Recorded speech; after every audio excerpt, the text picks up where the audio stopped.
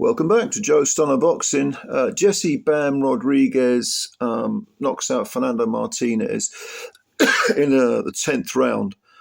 An absolute masterclass from a kid who is 25 years of age. Fantastic little fighter. He made a fellow world champion look secondary in every department. I mean, Martinez has back-to-back wins over Kazuto Ioka over in Japan. He also has two back-to-back wins against Jerwin Ancajas. That was back in 21 and 22. The Ioka fights were they both this year? I think they were both this year. But Fernando Martinez is a tough, huge hook-in fighter. He came in with 18 wins, no draws, no defeats, undefeated. He's held the IBF super-flyweight champ, and he was WBA champ. He didn't get a sniff in any of these rounds against Bam Rodriguez. And to do a review of the fight is it's difficult because, like, Bam did everything throughout the fight, everything. I mean, I can go through what, hook to the body beautifully, jab beautifully, perfect footwork, held his shape, as they say, controlled the range completely, had no problem when Martinez got up close and caused him a bit, may have caused him a bit of something to think about. No.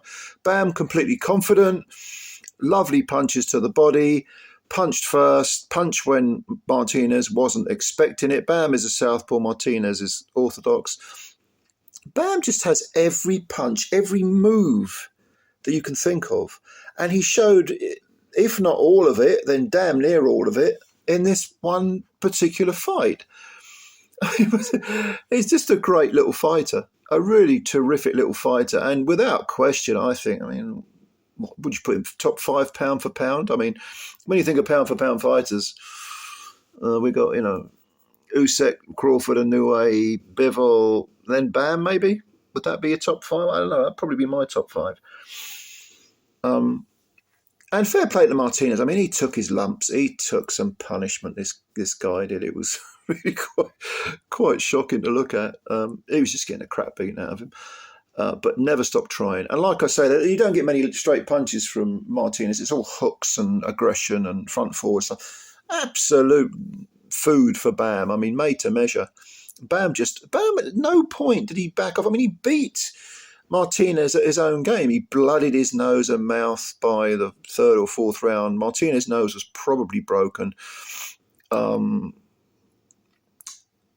was never a point, despite Martinez's aggression and courage and physical strength, when Bam looked like he was in any kind of trouble whatsoever. So where does this leave us? I mean, who's going to beat Bam at 115? I can't think of anyone.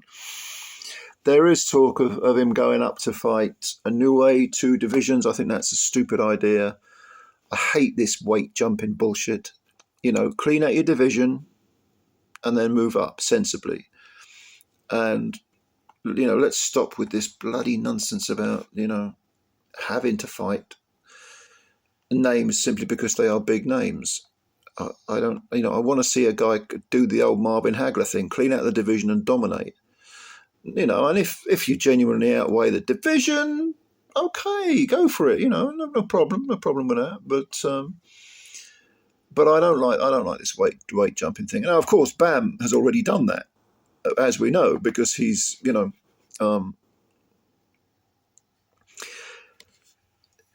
very early on in his career, he became the first person born in the 21st century to become a world champion, and I think he was 20. He jumped up 2 weight divisions from light fly to super fly and beat Carlos Cuadras. Outpointed him, which was at the time considered an upset. Cuadras had seen better days, of course. Then he defended it. He came down to flyweight, won a title there, defended it. Now he's gone back up to superfly. But another 2 divisions, particularly when you're that small, it doesn't sound like much. But jumping from 115 to 122, that's half a stone for guys that are this small. That's a sizable amount of weight. Now, I'm not saying Bam couldn't beat Inoue. Actually, I would make Inoue the favourite, absolutely the favourite. But Bam, with his skills, would be, without question, would be a live underdog. A lot of people think he would beat Inoue. A lot of people would pick him to beat Inoue. Inoue has been flawed since he moved up to 122 on a couple of occasions, but so has Bam. I mean, Estrada had Bam on the floor a few fights ago. It's a brief knockdown, flash knockdown, but it just doesn't matter. If you can get tagged, you get hurt. And against Martinez, I mean, Rodriguez didn't do anything wrong. Bam, he's now 23 wins with 16 KOs. But he doesn't even try to knock you out. He softens you up. And that's exactly what he did with Martinez. Now, the boom was lowered in the 10th round when Martinez still going forward, still slinging punches, trying to do something in the fight. And then he threw, I suppose, another lazy overhand right and got countered with the southpaw backhand, the left hand, straight cross, and it knocked him out. It just knocked him. It wasn't stone cold out, but he was on his back, tried to get up, couldn't beat the count. WBC, WBO, and WBA titles unified for Bam. One more, and then if he wants to, I suppose, go up to bantam. But at 25, is there a hurry? Of course there isn't. No. Absolutely not, and I just think that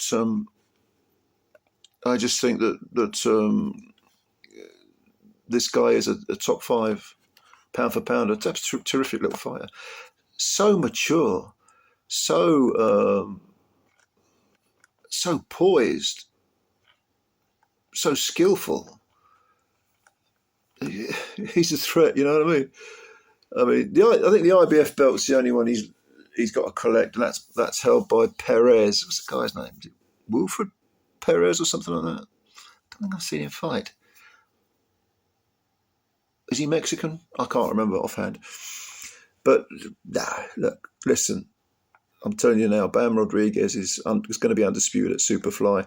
He could go up to bantam, and the WBO champ is Christian Jimenez. I would pick Bam to beat him. But unless I'm mistaken, there's a few of the belts that are vacant at bantamweight. So I don't know whether they will be by the time Bam moves up to bantam. But certainly, I mean, Nakatani, for example, has moved up from bantam to 122 to super bantam because he's looking for Inoue. He held a few of the belts. I think he's vacated them. So Bam can jump in there if he wants to.